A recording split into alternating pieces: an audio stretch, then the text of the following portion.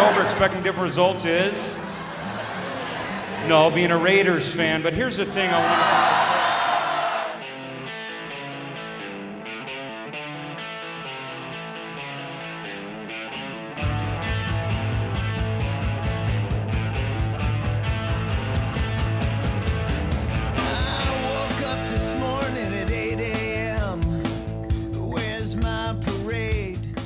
Hey everybody, Mark Lundholm from the Mark Lundholm Show. My guest today is Randy Grimes when we talk to him.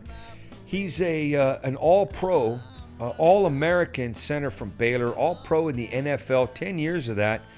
You don't get to be an all-pro in the NFL if you're not good. He was phenomenal. He's also an advocate for some of the intervention and processing work that people are needing today. Opiate addiction, alcoholism, dysfunctional family, trauma survivor. Randy's worked on episode title, The Front Line of the Battle Against Alcoholism and all those other things we just talked about. Substance abuse, the front line. He's been on at least the front line twice in 2 careers. He is a really good dude. And I want you to know that what we're doing today is not all about recovery. It's not all about football. There's a metaphor I want to use right now. Let's say that you have a preparation, education period, right? That'd be like training camp. Training camp leads to the regular season. There's a warm-up to get up, to be up, to rise up, to stand up. We go from the regular season to the playoffs, and if we're lucky, after the playoffs, we get to play for the championship. The championship decides who the best team, person, producer was that particular season. But training camp, that is pretty much, for some of us, detox or a treatment center or jail. I've gotten clean in some places that I wouldn't brag about, under a bridge, in a box, a homeless guy, 120 pound. This particular episode is about being on the front line of any challenge. And Randy Grimes was a center. And the center is the focal point, the balanced portion of the line, right? The center is defined by the edges. I don't know how many edges you've lived on, but I've lived on more than my share. When I was younger, I was a really passionate athlete. I played basketball and baseball and football and swam and track and all kinds of stuff the body back then would allow without much preparation or repair, right? Younger heals quicker. I don't know if you know that or not, but when I was younger, I was playing street football. And we actually played tackle football on the street, on the regular street, right, out in front of the house. We would wear long sleeves or elbow pads or knee pads, but we tackled each other on the cement because we're 8, 9, 10, 12 years old. Well, this one particular day, I landed on my elbow and my shoulder popped up. I didn't know what dislocation was. I think I was an early teenager. I can't remember, but it was young, and my shoulder was dislocated, right? And I didn't know what to do with it. It was my throwing shoulder. So I knew I was going to finish the game and play ball, and I like to throw the ball as a quarterback, but I didn't want to do it with a shoulder that was not the same as the other shoulder. So an old man watching us play on the street, he said, "This is what you get for playing on the street, boy." I said, "Okay, well, what do we do?" He said, "Here, give me your arm." And he was a medic in the Army. And I don't know, Revolutionary War. This guy was old, right? But he moved my arm back and forth, and my shoulder popped back into place like that. He knew what he was doing. I didn't go to the hospital. I didn't get it looked at. I didn't do anything for the pain. I just forgot about it. Here's the point of the story is, if you're younger, sometimes you think you forget about the pain. Sometimes you actually do. But as you get older, I remember the way that shoulder hurt, and it has never been the same since I was 12 or 13 years old. I still played a lot of sports. I still played shortstop for every team I ever played on until I was 21 years old. I could still throw a football. I play catch with my son now. But there are days where I remember, I popped that thing out and I never got it looked at. How many emotional injuries, separations, dislocations have you had?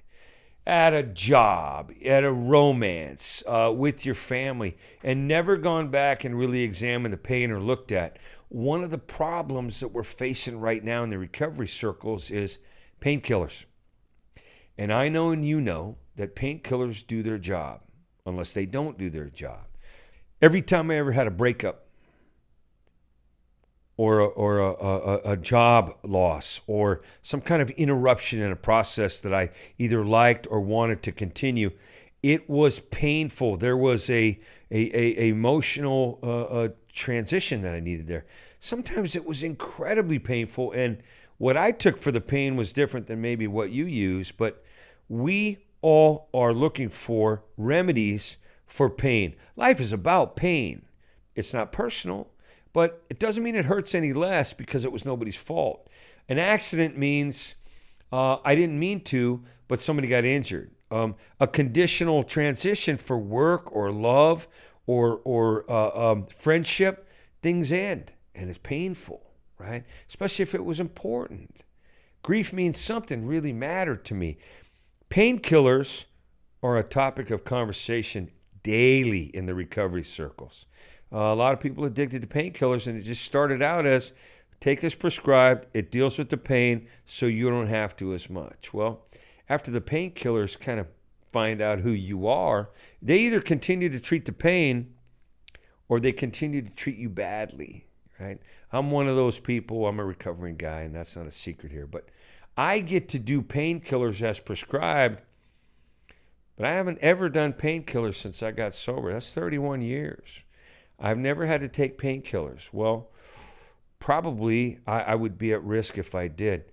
Our guest today on the phone, he is a recovering center for an NFL team, and I can't imagine all the bumps and bruises and breaks that a football lineman has suffered in a 10-year career. And that's just 10 years in the pros.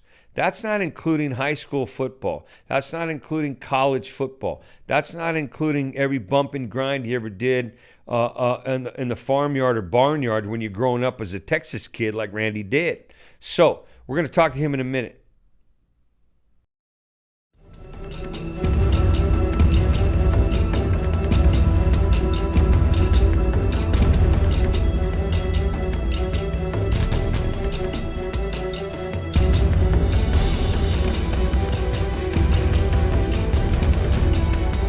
This is the battlefield. This is the uncontrolled chaos of professional football. This is the brutal violence that can give an athlete everything and can cost almost everything. This is the game that for 23 years defined Randy Grimes, and the game that almost killed him. Randy Grimes was a college All-American and a 10-year veteran of the NFL. Through documented concussions, 6 knee surgeries, joint replacement, shoulder and tricep surgeries, and countless broken and fractured bones, the warrior in Randy trudged forward, suffering in silence. You know, I was desperate to stay out on that field and not let injuries put me in the training room or sideline me and give somebody else an opportunity to get my position. The excitement never stopped, and neither did the pain. The collisions on the football field can have a devastating effect on the body. Players can easily justify taking a handful of pain pills to stay in the game, to stay on the practice field, to stay out of the doctor's office, to keep from being replaced. Call it survival. Call it warrior mentality. Call it desperation. Call it anything but what it really is: addiction. The injuries were getting worse and the addiction was getting worse. And I couldn't stop. I couldn't stop taking the pain medication on my own. Randy took that suffer in silence mentality and those injuries with him when he left the game. And over the next 20+ years, continued to justify taking the handfuls of pills daily. When I left the game, when I took that addiction into my retired life, when I didn't have the enablers around me or the ways to justify it, then that's when it really spiraled out of control. I began to see, his personality changing, the way he dealt with things. Of course, money was missing. He lost his job. We lost our home.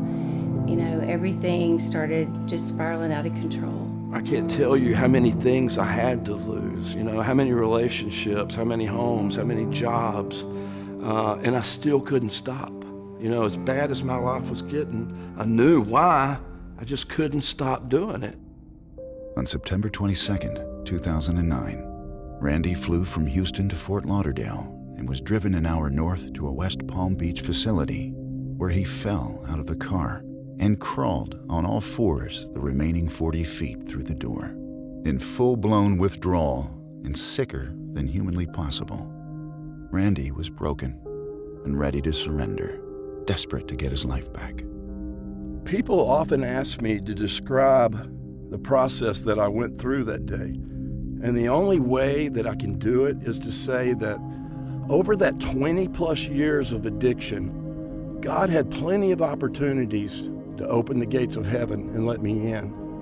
What he chose to do was open the gates of hell and let me out. And that's why Randy does what he does now, to help open the gate for someone else, giving back this gift of hope that was given to him. If being a former professional athlete gets me in the door somewhere and helps somebody, helps saves a life or helps plant a seed in somebody, then that's what it was all about.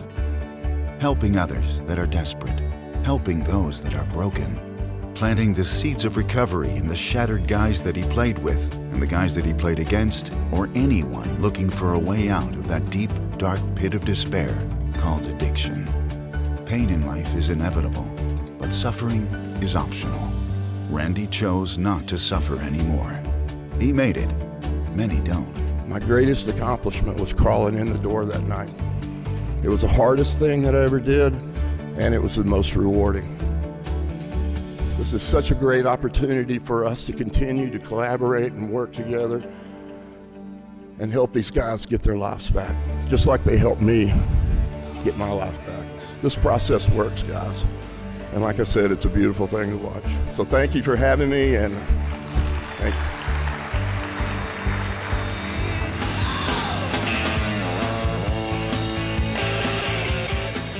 Every once in a while, I guess if you have the choice of picking out your own meal or days at work that you like or places you want to travel on vacation, you have favorites. I think one of the best parts about this job and doing this show is that I get to decide ultimately who I'm going to speak to. Today I have one of my very favorite people in the whole world. The title of today's episode is called The Front Line. And as vast as that can go scope-wise for meaning and intent, and the front line, usually in a war, that's the most dangerous place to be. The front line, that would probably be the best place to be if you are, in a parade or want to be visible. My guest today is a former All-Pro NFL player. Now, very few people get to the NFL to play ball for a living. When a passion becomes a paycheck, we've talked about this before, it is one of the greatest gifts on the planet. And shortcut here for you, if you have a gift, you have to give. This guy certainly knows that to the core. The front line, former center for the Tampa Bay Buccaneers, very rarely missed a play, let alone a game. In his career. My friend Randy Grimes, how are you, my brother? Cool. This is really cool.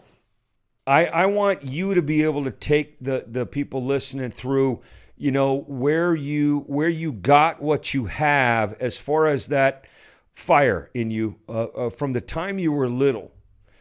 Did you want to play ball? I did, man. That's all I ever did. While most kids were out riding their bikes or doing whatever, Cub Scouts, Boy Scouts, all that stuff, I was looking for pickup football games around the neighborhood. And my dad My dad was that guy who never had all the athletic opportunities that I did, and he was just built to be a coach. Even though he never was, he was a parole officer. He was in law enforcement, and eventually he retired as a parole officer. But, being a football coach is all he ever wanted to do. And, so he instilled in me the old Vince Lombardi stuff, the Tom Landry stuff, the stuff that he was picking up, the Hank Stram stuff, the old time football stuff. And I can remember sitting in his lap watching football games. I remember being out in the backyard and playing pass and doing footwork drills, believe it or not, even at a young age. So, football was religion in our family, and that's what we talked about around the dinner table, and that's what everybody gathered for, Now, let's say that somebody listening today isn't necessarily knowledgeable of football. Nobody on the planet gets alive and survives without hearing about football, the American football, by the way. But what were some of the things you learned in your family that translated right onto the field? Well, commitment, loyalty, accountability, all that kind of stuff.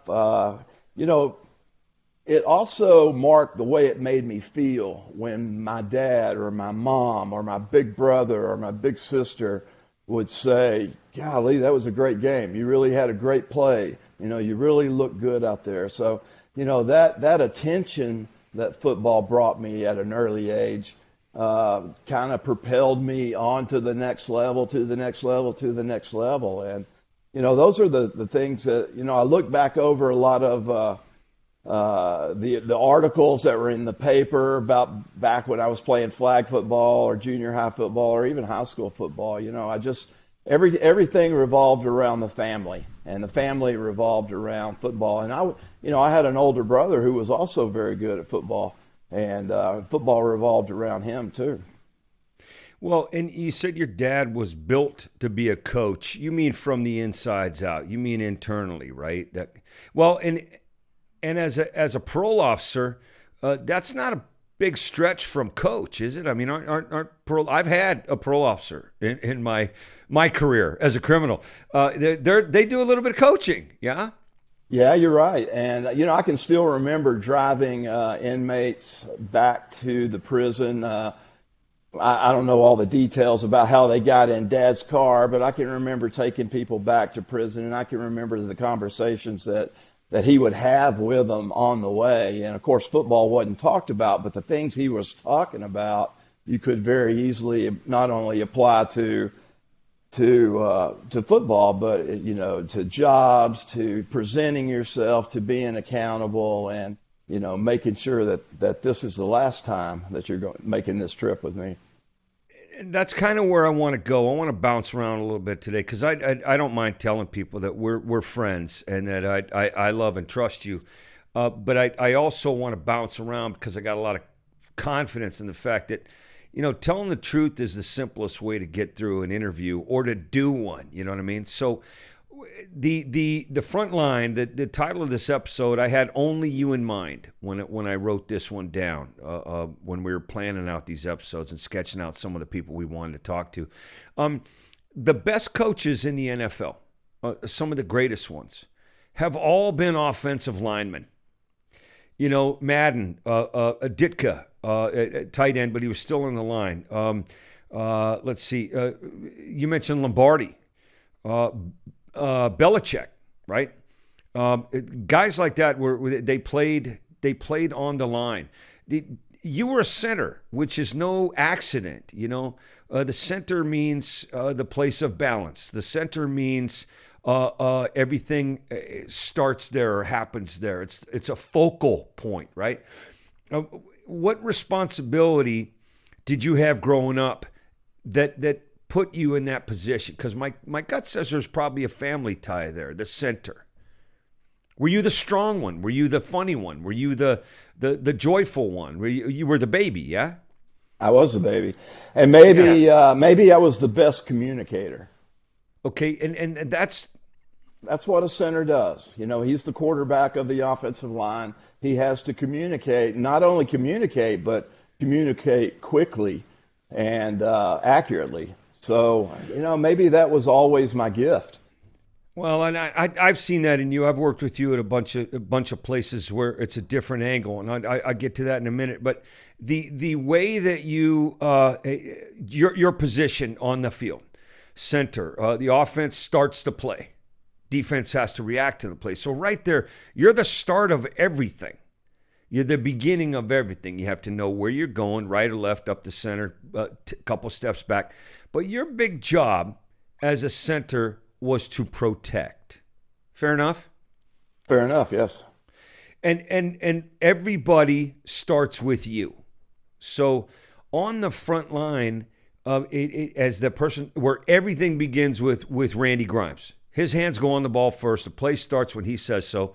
But you have to know what it is. What kind of prep does a professional NFL center do to be the beginning of everything, every time?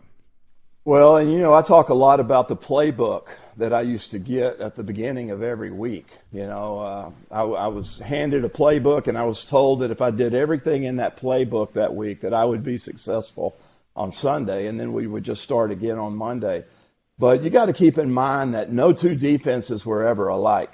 And if we called a play in the huddle and we got to the line of scrimmage and I got over the ball and they adjusted, then we had to make an adjustment, and we had to do it quickly. And either I was making an audible for our blocking schemes, or the quarterback was making an audible and just getting completely out of that play into another one, which created a whole nother line of communication with everybody, because you had to tell everybody not only identify the defense, but identify everybody's blocking schemes. And that happens in just a matter of seconds that has to go on. And not only is your line relying on your count and your calls, but so is the quarterback, and so are the running backs, to make sure that everybody's covered. So there's a lot that goes into it, and a lot of it is just reflex. You train your brain enough, you see the same thing over enough, you do the same thing over enough, you study the playbook, then it's just a matter of reaction. And it's just a matter, my job was to make sure everybody else reacted the same way I did. Well, and you got to be smart. I mean, let's be honest. There's an intelligence quotient there that says, I have to know what the playbook looks like, feels like, goes like, and then I have to translate that without the playbook. The playbook is in some part of the hotel room or locker room, and now you're on your own. You got the playbook upstairs, right? So the audibles, and for people who don't know what that is, it's a change of the play right before the play. It's a late ad, or it's an impromptu, or if you were a comedian, it'd be an ad lib, right? And you have to know that and be able to communicate that in a heartbeat. In real life, that's something we don't really get to do very well, So the communicator Randy from his family, the communicator at home, which he was really good at, the communicator on the field, right? Give us your bona fides through football, please, because I'm familiar with them, but I want the listeners to be. And then tell us what you're doing now, because the communication thing is still a linchpin to how Randy Grimes feeds his family and helps the planet. Yeah, define your bona fides. Well, you went from high school badass to college badass to professional badass to take us through that lineage there. And you know what? Gridiron to great iron.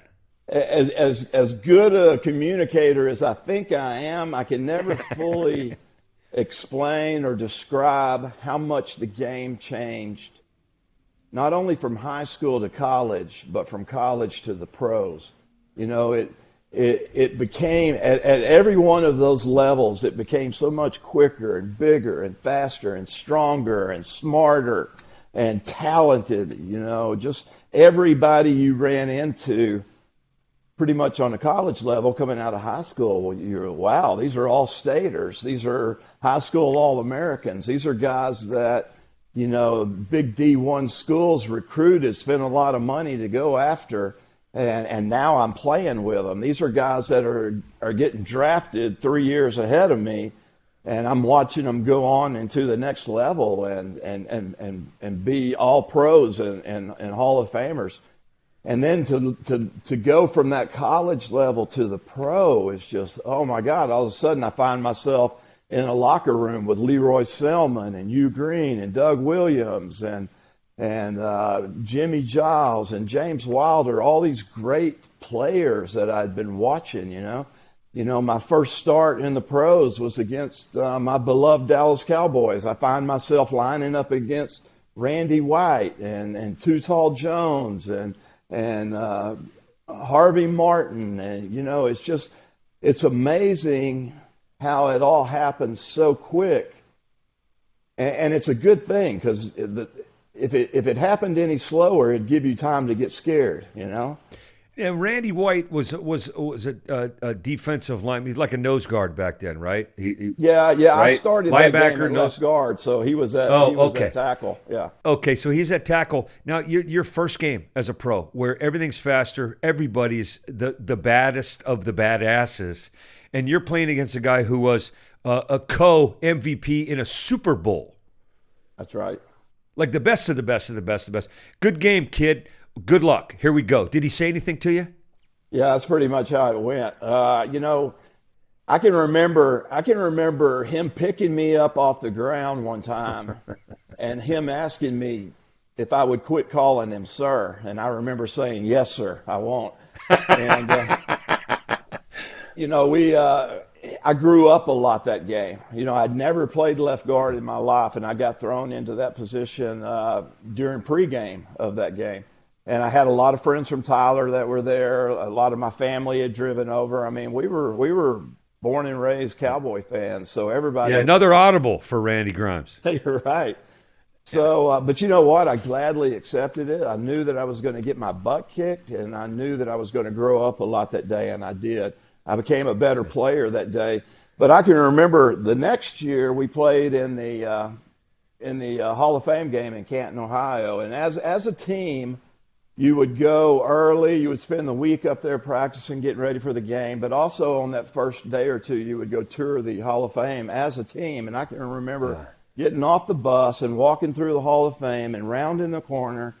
And there was a special room where sports writers and sports photographers from the year before would submit their pictures. And whatever picture won, then a big 10 by 10 mural would be placed on the wall there, and it would hang there all year from whatever sports photographer or sports writer took the picture. But I remember walking around this corner, and as a team, we all filed in there, and there was a picture of Randy White reaching over me, grabbing the quarterback. I think it was Jerry Goldstein or somebody.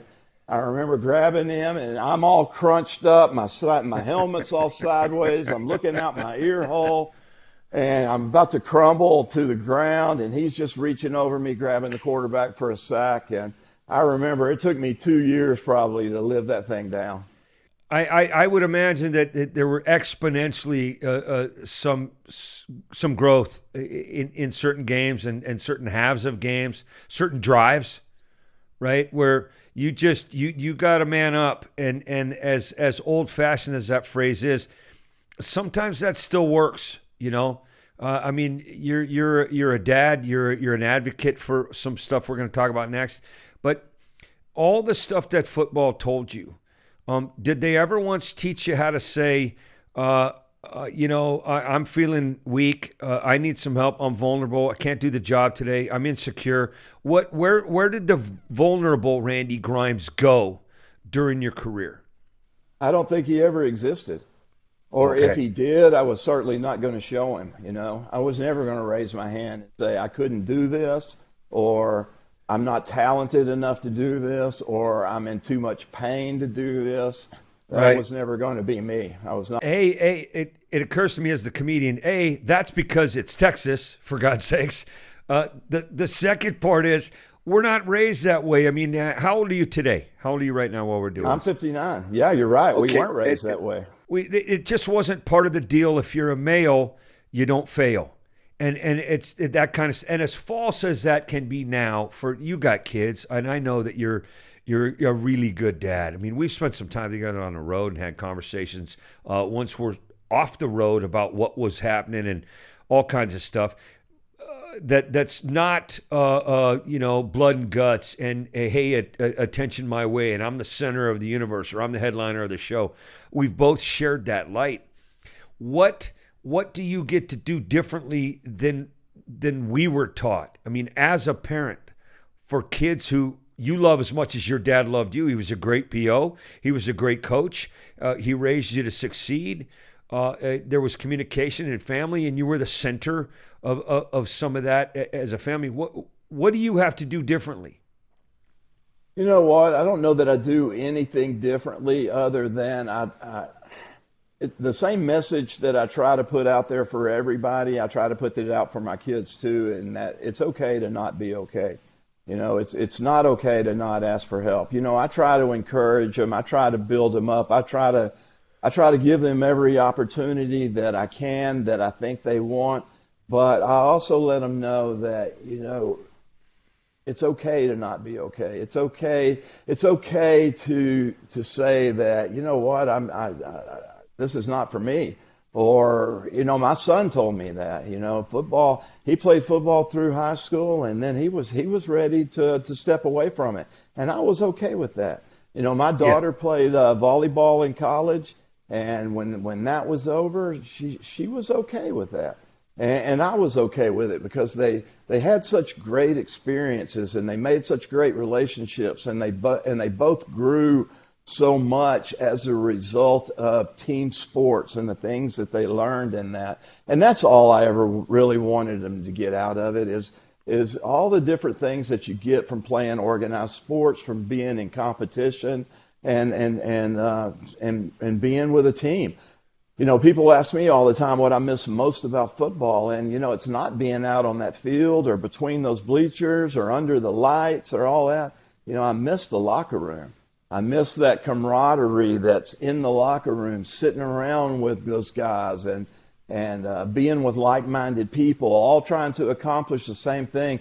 You know, guys that I bled with and cried with and laughed with and, you know, struggled with day in and day out. That's what I miss the most. Yeah, there's a point where no matter what you do for a living, I think, I mean, you and I both have really spectacular jobs. I'll say that. We get to do something where passion gives us a purpose and a path. But it at the end of the day, it's like a family, a marriage, a team. You know, no matter how this ends, it's you and me. And we gave it everything we had. We got to bed safe and fed, and we tried not to get hurt, which leads me to the next question. What were some of the, listen, high school All-American, college All-American, drafted second center that year, the second center taken in, which is like a huge early in the draft, right? And a 45th player in the draft, in the whole draft, hundreds and hundreds of players taken, and all-pro center for years, right? And NFL Man of the Year at some point. True? Okay, so tell me some of the lowlights. About that time? Hey, you know I played for Tampa, right? You know I played at Tampa. There's a lot of lowlights. Do you have that much time? Huh? There's a favorite of video I have of John McKay where he's saying we can't tackle, we can't pass. Other than that, we're doing great. I mean, he was that, like the beach hat, like he's got a boat waiting in 5 minutes so he can go drink and forget about the whole game, right? What lowlights for you personally in the NFL, and then what happened gradually as a result of the pain? Yeah. The lowlights would be I always came in every year thinking that was going to be the year. You know, I always heard we were one or two players away from having a real breakout year and maybe going all the way. But, after 4 or 5 weeks, and next thing my best record in 10 years was 6-10. And that itself is a low light. The fact that I had 5 different head coaches in 10 years is a low light. The fact that I had 6 different offensive line coaches in 10 years was a low light. We were a revolving door of not only players, but coaches, front office people, and really quarterbacks. And the only stable thing about the Bucs in the early 80s or the 80s and early 90s was me at center. I seemed to survive every one of those coaching changes, front office changes, quarterback changes. But Mark, though, knowing all that, knowing that my best record out of 10 years was 6-10, I don't know that I would go back and change anything, because I made some of the best relationships in life while I was in Tampa. I played for some great coaches. I played for some great quarterbacks. I played with some great teammates. Tampa Bay was a great community to raise my kids in the first 10 years of their lives. I don't know that I would have gone back and changed anything. Yeah, I would have liked to have had a Super Bowl ring. I would have liked to have made the playoffs. I would have liked to have played in a bigger market like Cali or New York. But it didn't happen. And looking back, there's nothing that I would change. And I was so dedicated to my sport. I was so dedicated to that warrior mentality that Dad raised me with. I was so dedicated to not missing a play and not missing a game and not ever missing a practice. And I was dedicated to not getting that reputation of being somebody who's always hurt or always on the injury report. And, I did what I had to do to stay out on the field.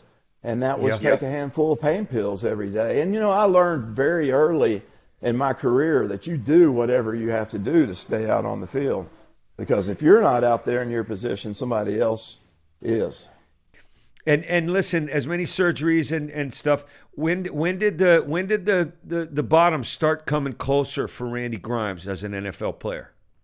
Well, and I can I remember I justified it. I knew deep down that it was a full-blown addiction. I never called it that, though. I always called it a necessary evil because, hey, I was getting it from team trainers. I was getting it from team doctors, so it must be okay, right? Or I was getting it from my teammates, or I had fans right outside the locker room door who would get me anything I asked for. So I justified it as a necessary evil to be not only the best player that I could be, but the best provider for my family and the best center that ever played the game. I had that illusion of myself that I was going to be the greatest center that ever played the game. I was going to be better than the Jim Ottos or the Dwight Stevensons and all the great centers that have, the Tom Banks, the great guys that played the game. And so that's how I justified it. But, it was after I left the game, when I retired and all the stuff that went along with the mental health issues that went along with retiring from the game, that's when it really spiraled out of control. Even though it had gotten to the point to where the last 2 years of my career, I was taking so much medication before games that I was playing these games in complete blackouts.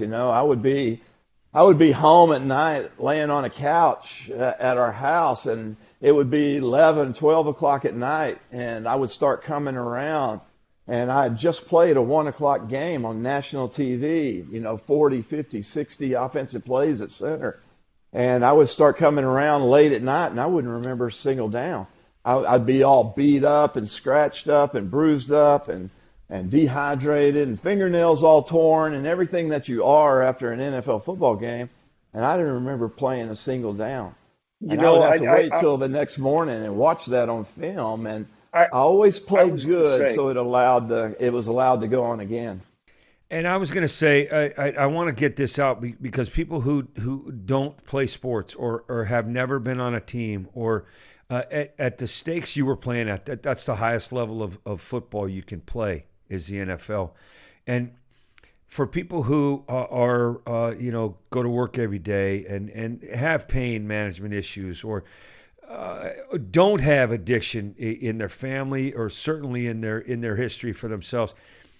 Can you imagine, if you're listening, can you imagine you're home at night, coming to on the couch on a Sunday, you went to work all day, and you're watching the game, literally watching the replay of the game.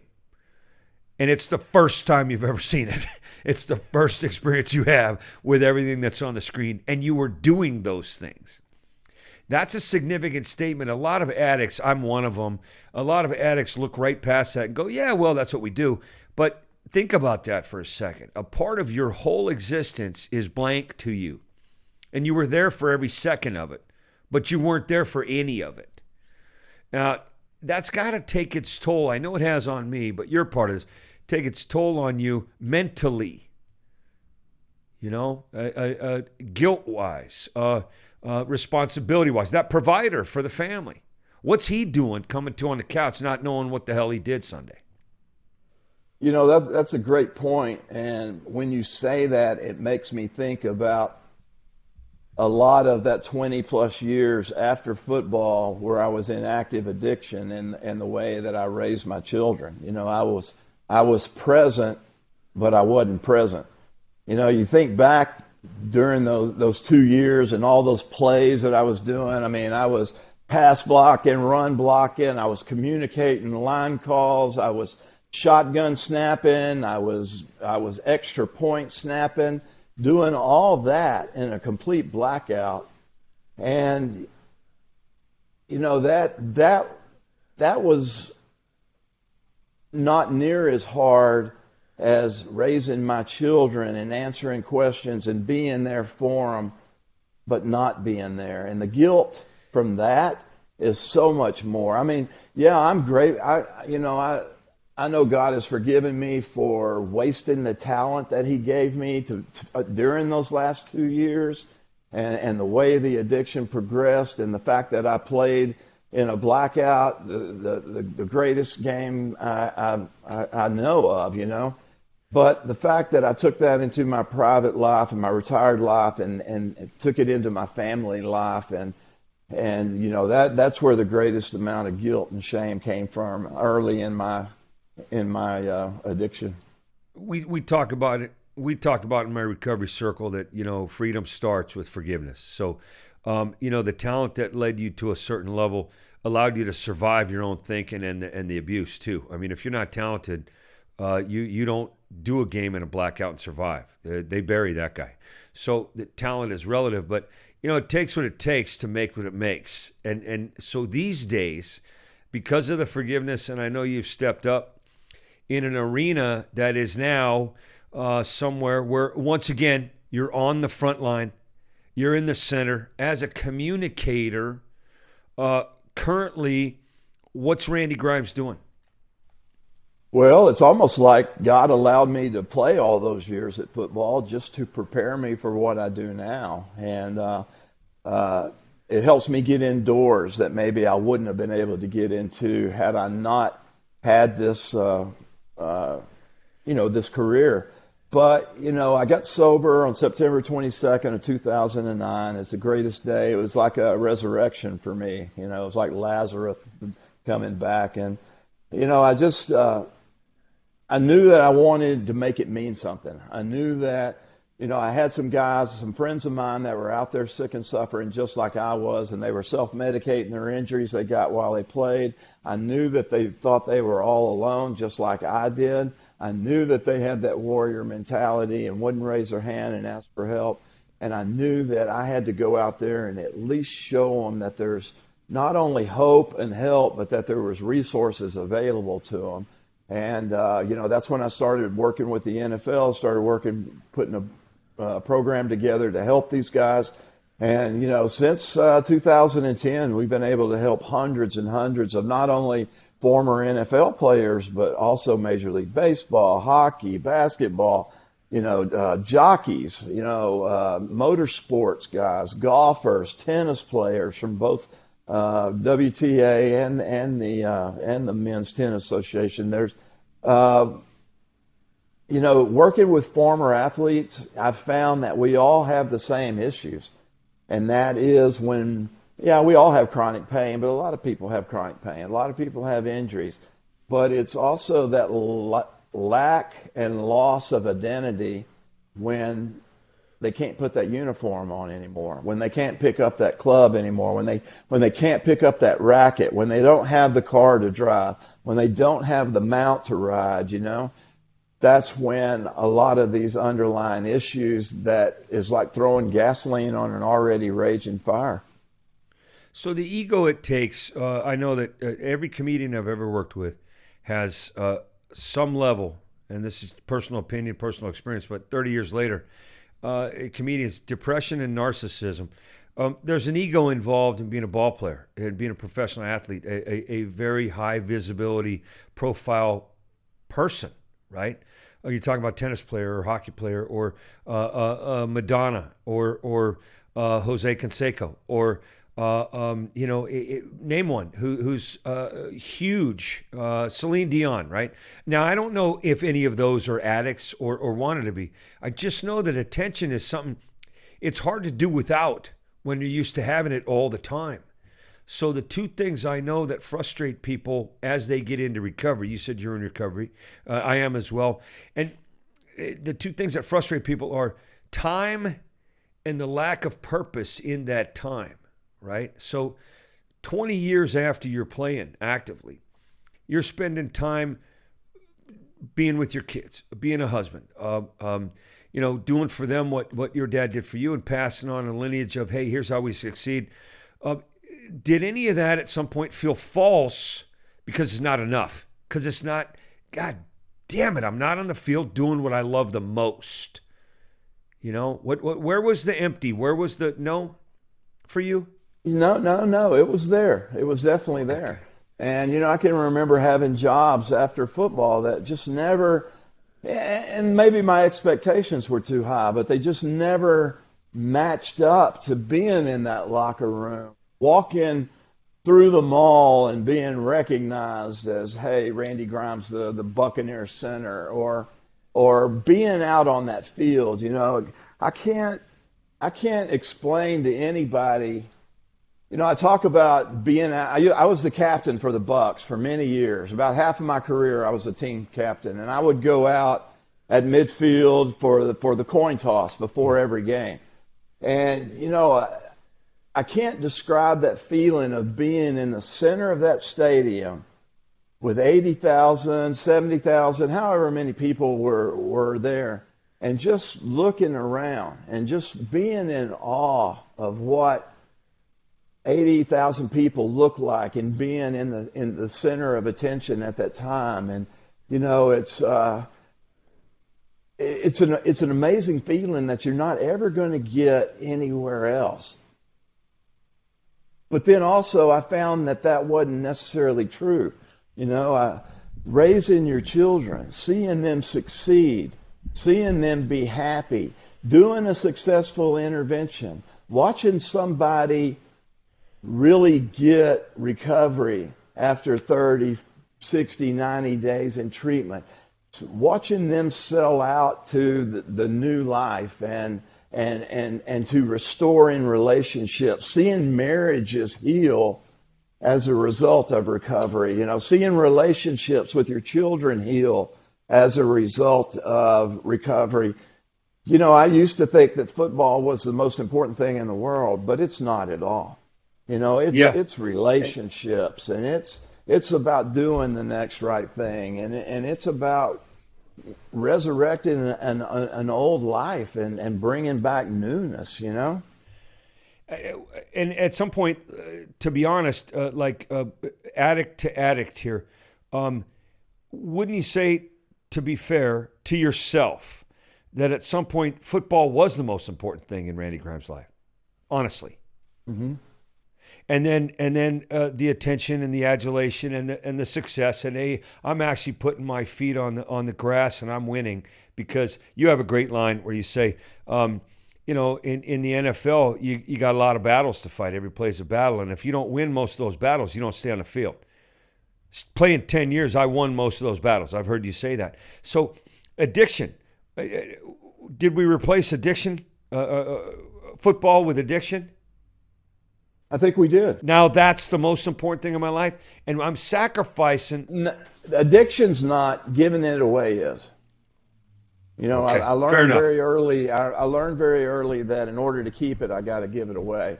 You're talking about now. You're talking about currently the work you're doing. You work with a ton of athletes. I know that. What the name of the organization? Athletes in Recovery. Actually, Athletes in proathletesinrecovery.org. You can go to that website, or you can go to Athletes in Recovery on Facebook and find me. But yeah, it's given away. That's the most important. And Mark, when I said earlier that it was almost like God used football to prepare me for what I do now. It prepared me for the long hauls. It prepared me to get down in the trenches and get tough. It prepared me to communicate. It prepared me to react to an audible. It prepared me to deal with somebody with egos, and it prepared me to, one thing we as humans don't do well, and that's transition. And unfortunately, a lot of people self-medicate transitional issues. And whether that's leaving a sport, or leaving a broken home, or leaving a CEO job, or leaving the military, we don't leave things well. We don't transition well. Well, and let's say that you and I are in the fourth quarter of our lives, at least second half. Yeah? Or maybe this is. Yeah. I knew you were going to pop me in the jaw with that one too. As soon as I said it, I went, oh, too late. But postseason, let's say, preseason, we're warming up, we're getting in shape, we're doing all that stuff. I played sports for a long time, nowhere near the levels you've reached. But I learned that as a team, you do a preseason, you do regular season, you do postseason. And you do postseason if you're fortunate. So you and I are in postseason right now. We're in recovery. We're allowed to help, or at least invite people to look at the help we can be in the recovery process. Your quote, giving it away, is the most important thing. I believe that with all my heart. These days, you do that for a very special clientele, but that doesn't mean you're not able to help other families down the street. Or the wife's got a friend who has a kid who, I've watched you work in high schools and prisons and jails and a lot of touring that you and I have done many events in the same week. What is the gratifying part for the postseason you're in now in your life, recovery wise? Preseason might have been playing the game, and regular season might have been detox and recovery and that stuff. You've worked in treatment centers before. What's the thing that you want people listening to know about the recovery process and the hope from Randy Grimes? That lives and relationships can be restored. I got a letter yesterday from a wife who husband that I helped about a year ago. He's been sober for a year.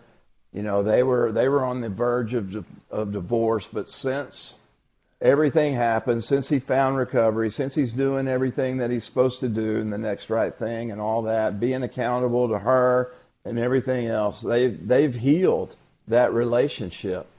And I can't tell you how many of those that I've had. Me and my wife have been together for 39 years. She was my college sweetheart, and we because of my addiction, we had to separate, and we were separated for 7 years. But because of recovery, because of the tools that I learned, because of that, those healing properties that come along with working a program and doing the next right thing, we were able to heal. And I mean, my gosh, separated for 7 years, and then to heal that relationship and be back together. The fact that, my daughter wouldn't even let me come around my first grandson. I was so toxic. That was back in 2009, right before I came into treatment. the fact that now I have 3 grandkids that are very much involved in my life. I'm involved in theirs. I see them all the time. Is because those relationships healed because of recovery. So that's the message. The message is, that lives are restored. Relationships are restored, and it's all because of recovery. It's all because of putting your hand up and saying, you know what, I need help. I can't do this alone. Agreed. And something ticked in my mind. I got a hunch here. You said that you miss walking through the mall and having somebody say, hey, you're Randy Grimes, center of the Tampa Bay Bucks. Has it happened to you in the last, let's say, 10 years that somebody spotted you in the mall, came right up to you and said, hey, you're Randy Grimes, I saw your video in a treatment center, or you came and talked at such and such, or has that happened to you yet? It absolutely has. The adulation, the thank you, right? For being the center of yeah. Just a simple right? message of what you said that day really had an impact on me. Yeah, so you're still doing that deal. The front line, center is balance. That's another word for center. If you look it up, is balance. You particularly have to go right, left, front, back, depending on the play call. And the call, the call that was made in the huddle sometimes ain't the one you got that you're looking at right now, a second away from it making a decision. So life is life, and it takes what it takes. I got two quick questions. One is, are you happy doing what you're doing right now? I love it. I couldn't think of anything else I'd rather be doing. That's the sense I get. It just all the same warm fuzzies that I used to get on the football field or in the film room watching a game, or all the accolades that I got while I played. I get those now, doing what I do now and what I get to do, and get to work with families and people seeking help. And I couldn't think of anything else I'd want to be doing right now. I hear that and I see that, and I believe that when you tell me, because I've watched you work. One question I ask every guest, everyone, 5 years from now, in a perfect world, where are you and what are you doing? Well, I will be still sober. I'll be celebrating 16 years then, and hopefully I'm still doing the same thing. Hopefully I'm still giving it away, and helping restore lives and relationships. And my wife's gotten involved with me. She loves doing it too. She loves working with families and other spouses and moms and all that. And hopefully she's right by my side doing what we're doing now.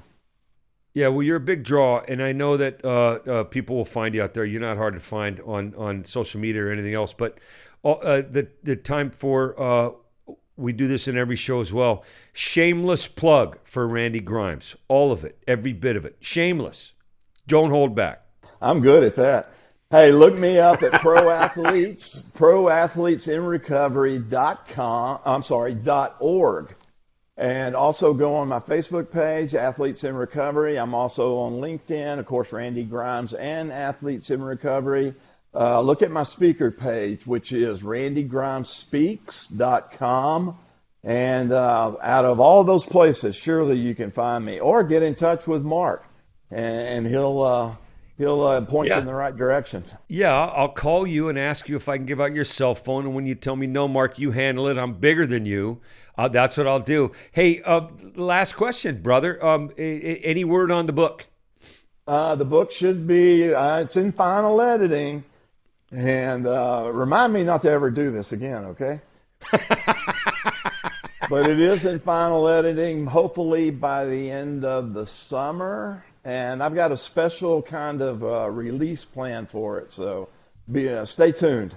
And, hey, go to the website. Go to the website, and you'll see what kind of release I have. proathletesinrecovery.org.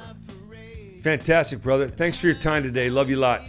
You're my hero, man. I love you back, buddy. See you soon, Randy. Okay. Bye. I'm running hot, and I'm giving all that I got. Where's my parade? I went to work today, and I wasn't late.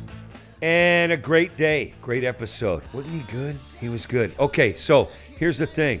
We want you to hashtag be first. As always, if you don't see some out there, be some out there. Hope, grace, humility, love, support, kindness, patience. If you don't see some, be some. Thanks for being with us here today. Check it out next time. You'll know it's coming. Later.